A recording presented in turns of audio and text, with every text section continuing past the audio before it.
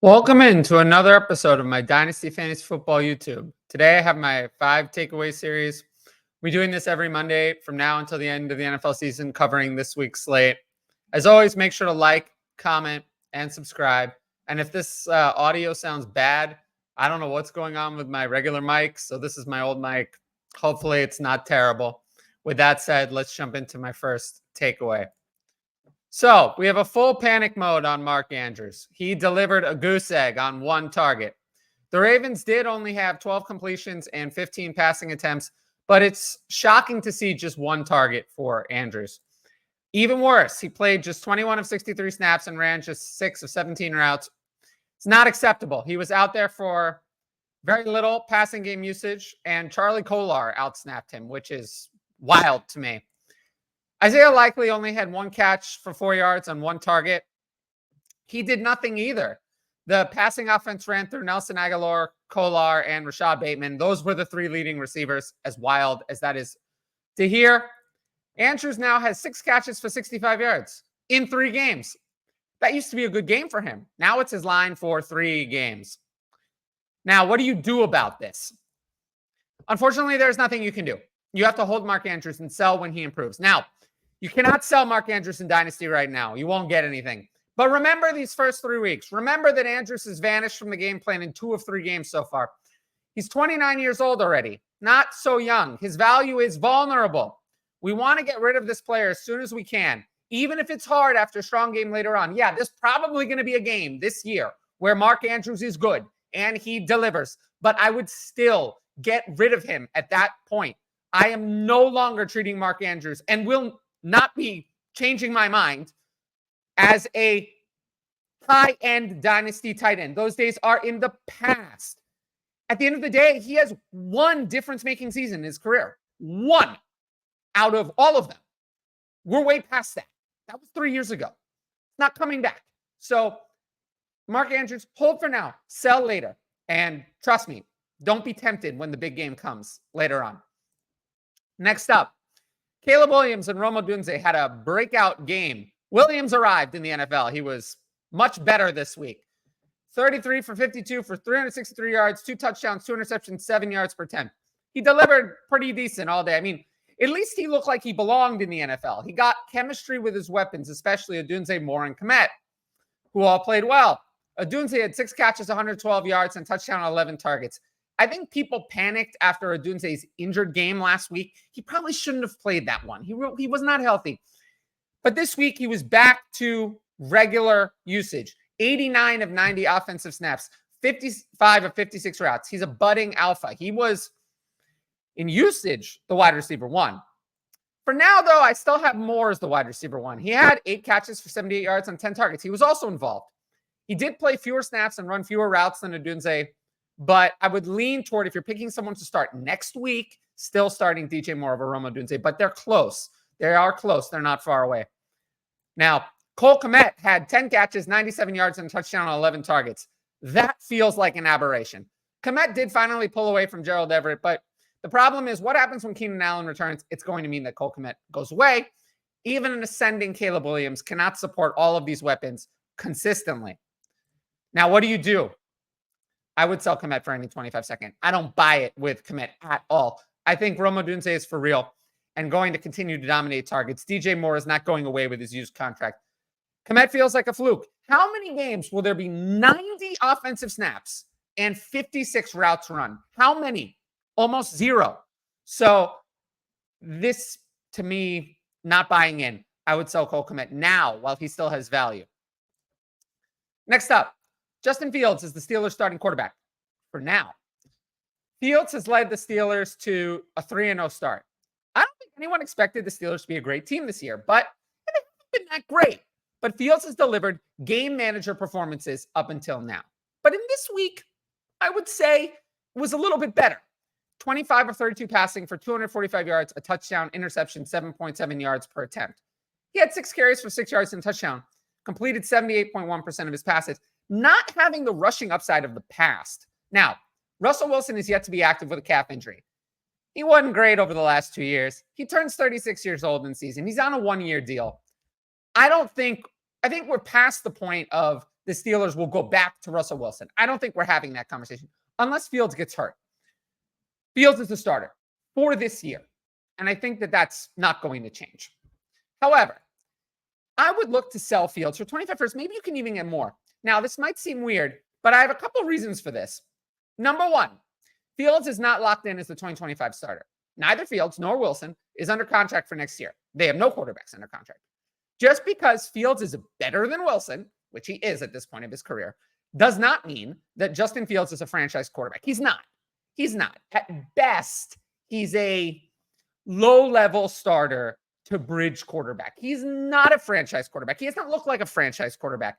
He still makes a lot of the same silly mistakes that he's made in the past. Why is he not a franchise quarterback?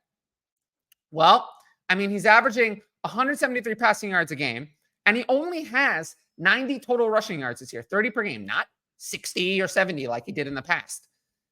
So are they winning because of Justin Fields? No. But is he managing the game? Yes. The Steelers have a far better defense than the Bears did. Fields is not chasing points every game. But because of that, Fields is no longer a fantasy superstar. You're not winning your league because of Justin Fields. So while I like Fields, I'm just going to say this might be an opportunity to sell because I don't think we're getting back to the old upside. And I still don't buy it as a franchise quarterback level player. That Fields is most certainly not. Now, we're going to go into Patreon. If you like my YouTube content, you should sign up for the Patreon. You get my rankings, access to the Discord, and the ability to ask in advance questions for the YouTube videos. Tiers begin at just $6 a month and include all of that. If you want to know more about the Patreon, check out both of my why you should join the Patreon videos on the channel. I really appreciate everyone who signed up and any new patrons who join. All Q&A will be done on the Patreon. It will not be done on Twitter. It will not be done in the YouTube comments. It will only occur for patrons. So if you want to ask questions for me about your Dynasty team, that will be for paying customers only. And I get it. It sucks. It sucks to be that way. But realistically, if I answered everyone's questions for free, why would anyone stay on the Patreon? What would be the reason to stay if they weren't getting an advantage over others? So as much as it sucks, this is what I have to do business-wise. This is how it's going to be. So I really appreciate everyone who signs up and people who join and those who have stayed on the Patreon for, at this point, years. So they know how much of an edge it is. And I hope that there are a lot of new people who join us on there. With that said, we're going to jump into our next player. So our next player conversation topic, Rachaad White was outplayed by Bucky Irving again. And you heard head coach Todd Bowles say today that Bucky Irving deserves more playing time. He does. White had 6 carries for 17 yards and 5 catches for 18 yards. Once again, he failed to do anything. Less than 3 yards a carry. Nothing special in the receiving game. What did White accomplish in this game? Getting stuffed on the goal line? Being inefficient on his carries? Nothing. Nothing at all. Rachaad White is a bad running back. He was a bad running back last year. Nothing has changed except for the fact that there's a backup now who looks better than White. Irving had 9 carries for 70 yards and 3 catches for 15 yards. He looked far superior to White on the ground. Nice burst, looked explosive. All things that White did not do. Now, White played 42 snaps to Irving's 18. That's going to change if the disparity in quality of play continues. White was actually even worse in the first 2 games than this one. On the season, despite not playing as much and not having as many carries, Irving has 154 rushing yards compared to 66 for White.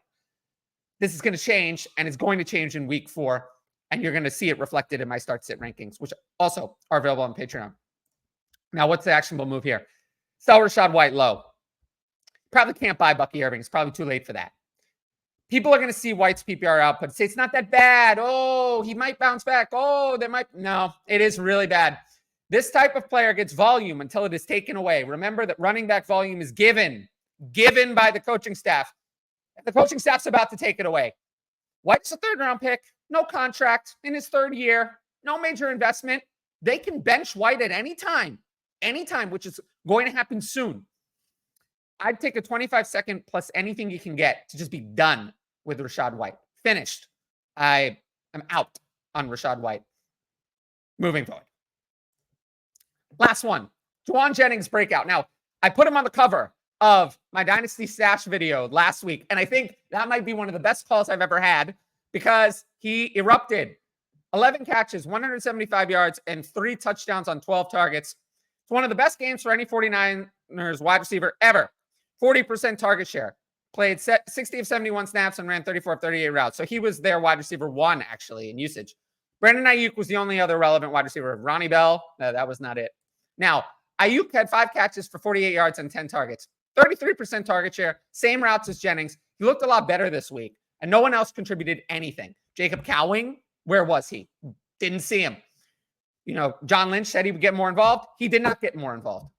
And despite all of these injuries, Brock Purdy played well. 22 of 30, 292 yards, 3 touchdowns. He was not the reason why they lost. And I was surprised at his performance. Now, what's the actionable move? It's to buy Brandon Aiyuk.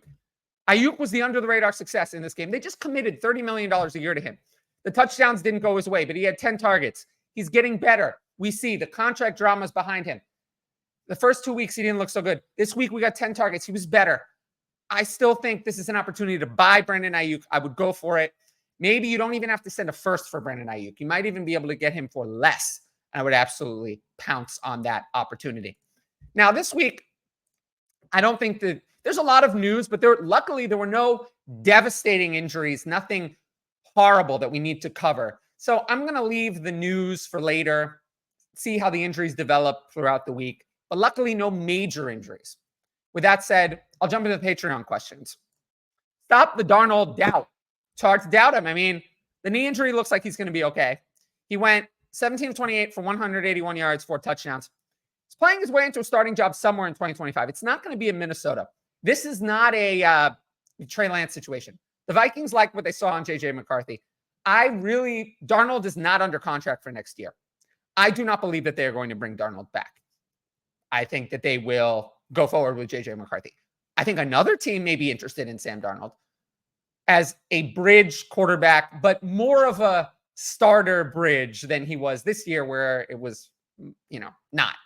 Moving forward, though, you can trust Sam Darnold in good matchups as a streamer, as a low-end quarterback 1, high-end quarterback 2 in good matchups. Now, is Jauan Jennings a must-start from here on out? Good question. I discussed him earlier, obviously. If Kittle and Debo are out again, then Jennings is a starter. He'll be a top 30 wide receiver. If one of them is back, then Debo would hurt him more. Then Jennings is speculative. Maybe somewhere in the 35 to 40 range at wide receiver. If both of them are back, I think we have to go back to not trusting Jauan Jennings. At the end of the day, he didn't move ahead of Debo or Kittle in the pecking order. So what we have learned is if it's down to just Jennings and Aiyuk, Jennings is absolutely startable. Other than that, we're going to have to see what happens when the injured players become healthy. How do you feel about drafting players who are injured deep into the preseason? I just don't draft them. Now, that wouldn't have saved us from CMC because up until the moment he was inactive for week 1, I thought CMC was playing week 1. I think most people thought CMC was playing week 1. It wouldn't have saved us from CMC. But I don't like to draft players who are injured and we already hear, they might miss week 1. I just don't draft guys like that. Nick Chubb, TJ Hawkinson. We can't afford to wait for players like that. So in general, no, but sometimes it's hard to tell who's really injured. Like Sam Laporta was obviously injured in the preseason, but we didn't really focus on it or know it. So yeah, you have to do it on a case-by-case basis. Which players do you notice with good usage that is not matching the production yet? Garrett Wilson is going to turn it around. Garrett Wilson is still an elite wide receiver. I have not given up on Garrett Wilson. Everything is there. It's just not quite coming together. Second, I would lean that Tank Dell is going to turn it around, but I'm not quite as confident. But those would be the two that I'm still looking at. Now, if you like the video, thanks for bearing with me on the mic. Make sure to drop a like and leave a comment with your thoughts. As always, the best way to support the channel is to subscribe. And don't forget to hit that notifications bell so you can be notified about all my exciting content as it drops. Of course, if you want my best fantasy football advice, it's available on the Patreon. Dynasty, Redraft, Start Sit, and more. And every sign-up helps support my independent content. But once again, Thanks for watching, and I'll see you all later.